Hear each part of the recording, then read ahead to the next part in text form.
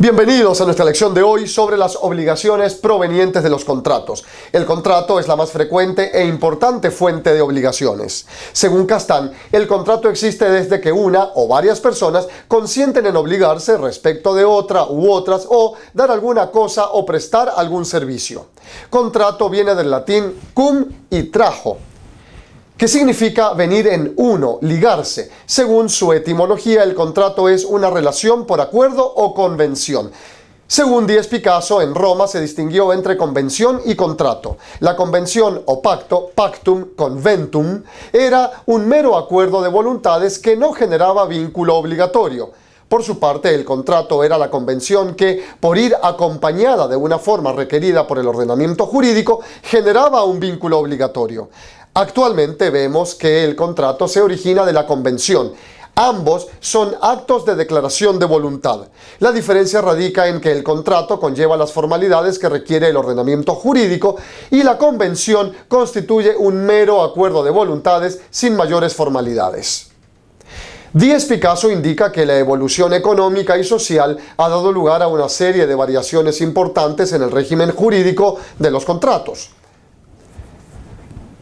dando lugar a la aparición de las siguientes modalidades contractuales que tienen muy difícil encasillamiento en el régimen jurídico tradicional. En primer lugar, tenemos los contratos en masa o contratos tipo que grandes empresas imponen a sus clientes y que generan los contratos de adhesión, contratos por formulario o contratos con condiciones generales. En segundo lugar, según Díez Picasso, tenemos los contratos normados o contratos con un contenido imperativo determinado, puesto que por una serie de condicionamientos de política económica y social, por ejemplo, escasez de vivienda, necesidad de colocación de la mano de obra, hacen que el régimen jurídico o el contenido de determinados contratos no puedan dejarse tampoco al juego de la pura libertad contractual. Por ejemplo, el contrato de trabajo, el contrato de seguro, entre otros. El principio que prevalece en la contratación es el denominado principio de la autonomía de la voluntad, que según López y López constituye un acto de autorregulación de los intereses de los particulares. El significado institucional esencial del contrato consiste en ser un acto de autonomía. La autonomía de la voluntad se refiere al derecho de los contratantes de regular o normar el contenido del contrato, es decir, el de establecer las cláusulas, condiciones y demás estipulaciones que se convertirán en ley entre las partes contratantes. Las limitaciones a la autonomía de la voluntad las encontramos claramente reguladas en el artículo 1271 del Código Civil, que dispone: se puede estipular cualesquiera condiciones que no sean contrarias a las leyes ni a la moral. Según Díez Picasso, el principio de la autonomía de la voluntad implica lo siguiente: libre opción entre contratar y no contratar, libertad de elección del tipo contractual, libertad de celebrar contratos atípicos y la posibilidad de modificar los contratos típicos. Ya mencionamos los aspectos doctrinarios relativos a la contratación. Ahora, iniciemos nuestro análisis normativo.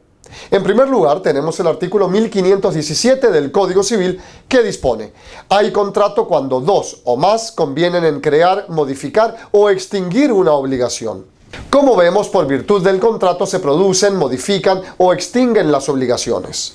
Por ejemplo, si celebramos un contrato de crédito, se crea la obligación de pago. Si posteriormente modificamos el contrato de crédito, estaríamos ante una modificación de la obligación. Y por último, si celebramos un contrato sobre la compensación del crédito o una carta de pago, estaríamos ante la extinción de esa misma obligación de pago. El artículo 1518 establece: los contratos se perfeccionan por el simple consentimiento de las partes, excepto cuando la ley establece determinada formalidad como requisito esencial para su validez. En esta norma encontramos el principio de consentimiento o principio de consensualismo, que indica que el contrato se perfecciona por el simple consentimiento. Esta misma norma hace la salvedad de la forma ad solemnitatem, es decir, de que existen contratos que requieren de determinada forma como requisito esencial para su validez. El principio de consensualidad es el pilar de los negocios jurídicos, puesto que esos solo son posibles y legales si hay un acuerdo mutuo entre las partes, si hay voluntad en aceptar como ley las condiciones del negocio. Ahora veamos el principio pacta sunt servanda, que está regulado en el artículo 1519, que preceptúa lo siguiente: desde que se perfecciona un contrato, obliga a los contratantes al cumplimiento de lo convenido, siempre que estuviere dentro de las disposiciones legales relativas al negocio celebrado, y debe ejecutarse de buena fe y la común intención de las partes. Pacta sunt servanda es un término latino atribuido al jurista Ulpiano en el Digesto, que significa que los acuerdos entre partes o pactos deben cumplirse. Según este principio, el contrato es ley entre las partes contratantes. Un aspecto muy importante que regula esta norma es lo relativo a la ejecución del contrato de conformidad con la buena fe y la común intención de las partes. Recordemos que si no existe buena fe, estaríamos ante el dolo, regulado en el artículo 1261 del Código Civil. En el artículo 1520 encontramos el denominado contrato de adhesión. Esta norma preceptúa lo siguiente: los contratos de adhesión en que las condiciones que regulan el servicio que se ofrece al público son establecidas solo por el oferente, quedan perfectos cuando la persona que usa el servicio acepta las condiciones impuestas. Según el artículo 47 de la Ley de Protección al Consumidor y Usuario, define al contrato de adhesión de la siguiente manera: se entenderá por contrato de adhesión aquel cuyas condiciones son establecidas unilateralmente por una de las partes, sin que la otra pueda discutir o modificar su contenido en el momento de contratar. En los contratos de adhesión existe el denominado derecho de retracto, el cual lo encontramos regulado en el artículo 51 de la Ley de Protección al Consumidor y Usuario, que dispone lo siguiente: derecho de retracto. El consumidor tendrá derecho a retractarse siempre dentro de un plazo no mayor de 5 días hábiles contados a partir de la firma del contrato o desde la fecha en que éste se hubiere celebrado fuera del establecimiento comercial, especialmente por teléfono o en el domicilio del consumidor o usuario. Si ejercita oportunamente este derecho, le serán restituidos los valores pagados por el consumidor o usuario, siempre que no hubiere hecho uso del bien o servicio. Ahora nos corresponde abordar el tema de la perfección del contrato, es decir, la oferta y la aceptación.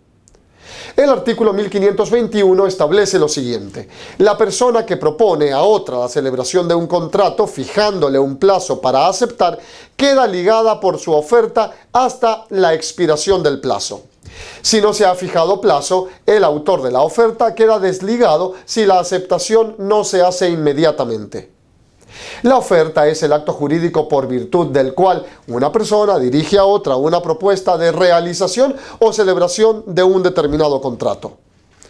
El oferente tiene intención de obligarse y es por ello que su propuesta u oferta debe contener todos los elementos del futuro contrato y la reglamentación que se pretende, a efecto de que sea suficiente para que el destinatario manifieste su consentimiento.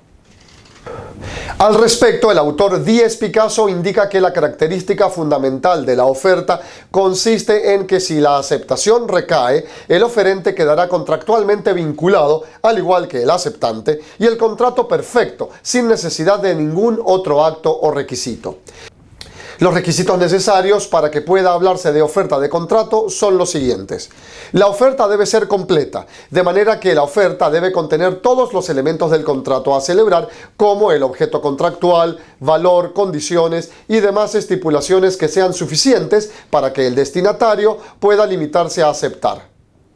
En ese sentido, el artículo 1522 establece: la oferta contendrá las condiciones del contrato y se hará en términos precisos y concretos. La respuesta se dará lisa y llanamente. La oferta debe ser emitida con intención de obligarse y ser dada a conocer al destinatario. La oferta debe ser recepticia, pues debe ser recibida por su destinatario. Por regla general, la oferta se dirige entre personas presentes, es decir, el oferente y el destinatario se encuentran físicamente presentes. Actualmente es muy común que la oferta se realice por medio de mensaje de datos o por medios electrónicos. Es por ello importante que estudiemos los criterios o teorías para la determinación del momento en que se perfecciona el contrato entre personas ausentes o distantes. Veamos cuáles son esas teorías entre personas distantes o ausentes. Teoría de la emisión o de la declaración. Según esta teoría, la perfección del contrato se realiza con la declaración de aceptación. Es decir, el oferente envía su oferta y se entiende perfeccionado el contrato propuesto cuando el destinatario declara o manifiesta su aceptación. Teoría de la cognición del conocimiento o de la información. Según esta teoría, la perfección del contrato se realiza cuando el oferente tiene conocimiento de la aceptación. De manera que no es suficiente con que el destinatario declare su aceptación, ya que según este criterio es indispensable que el oferente conozca sobre esa aceptación. Teoría de la expedición o remisión. Según esta teoría, la perfección del contrato se realiza cuando el destinatario remite su aceptación al oferente, cuando el destinatario se desprende del escrito o envía su aceptación al oferente. Recordemos que en la primera teoría, es decir, la teoría de la emisión, se refiere únicamente a la emisión. Por ejemplo, si se tratara de una aceptación escrita, sería la fecha en la cual el destinatario hizo la carta o creó el correo electrónico. En cambio, en la teoría de la expedición o remisión es fundamental la fecha en que se envía la carta. En términos actuales, con los medios digitales, sería la fecha en que se envía el mensaje de datos. Teoría de la recepción. Según esta teoría, se perfecciona el contrato cuando el oferente recibe la aceptación. Es distinto conocer la aceptación a recibirla. El oferente podría tener la aceptación en su domicilio desde hace algún tiempo y no conocer su contenido. Según la teoría de la recepción, se perfecciona el contrato con el solo hecho de que el oferente reciba en su domicilio la aceptación, sin ser trascendental si conoce o no su contenido. Ahora veamos cuál es el criterio seguido por el Código Civil guatemalteco con relación a la perfección del contrato entre ausentes o distantes. El artículo 1523 dispone que cuando la oferta se haga a persona ausente, el contrato se forma en el momento en que el proponente recibe la contestación de aquella dentro del plazo de la oferta. Si la oferta se hiciere sin fijación de plazo, el autor de ella quedará ligado durante el tiempo suficiente para que la contestación llegue a su conocimiento. Como podemos apreciar en el primer párrafo del artículo 1523, se adopta la teoría de la recepción. En el segundo párrafo, cuando la oferta se hiciere sin fijación de plazo, se adopta la teoría de la cognición. Ahora bien, ¿en qué lugar se entiende por perfeccionado el contrato? Recordemos que los contratantes tienen la libertad de fijar el lugar de perfeccionamiento del contrato. A falta de una cláusula contractual sobre el lugar del contrato, será el lugar en el que se hizo la oferta, criterio que consagra el artículo 1524, al establecer que los contratos que se perfeccionan mediante teléfono se presumen celebrados en el lugar en que se hizo la oferta, cuya aplicación debe ser extendida a los demás supuestos en los que falta una disposición distinta o de carácter especial. La revocación de la aceptación está regulada en el artículo 1527, que establece: se considera inexistente la aceptación si antes de ella o junto con ella llegare a conocimiento del oferente la retractación del aceptante. Esta norma era aplicable cuando el acto jurídico de aceptación del destinatario de la oferta era enviado por medio de carta o por correo físico o por medio de un mensajero. Actualmente, cuando se envía la aceptación por un medio electrónico, es imposible que un mensaje de revocación posterior llegue primero que el anterior, pero dependerá del caso concreto para determinar si llegaron en un tiempo similar o si se utilizaron dos o más medios de comunicación y solo uno fue recibido y leído por el oferente. Ahora veamos el contenido del artículo 1529, que dispone lo siguiente: los derechos y obligaciones de los contratantes pasan a los herederos y demás sucesores de las partes, a menos que lo contrario resulte de la ley, de la convención o de la naturaleza misma del contrato. Esta norma es parte del derecho sucesorio, donde analizamos la transmisión de derechos y obligaciones de una persona a otra. Recordemos que de conformidad con lo que dispone el artículo 920, el heredero solo responde de las deudas y cargas de la herencia hasta donde alcancen los bienes de ésta, lo que se conoce en doctrina como beneficio de inventario. Hemos concluido con la presente lección. En la próxima lección continuaremos con el tema del contrato. Nos vemos pronto. Gracias.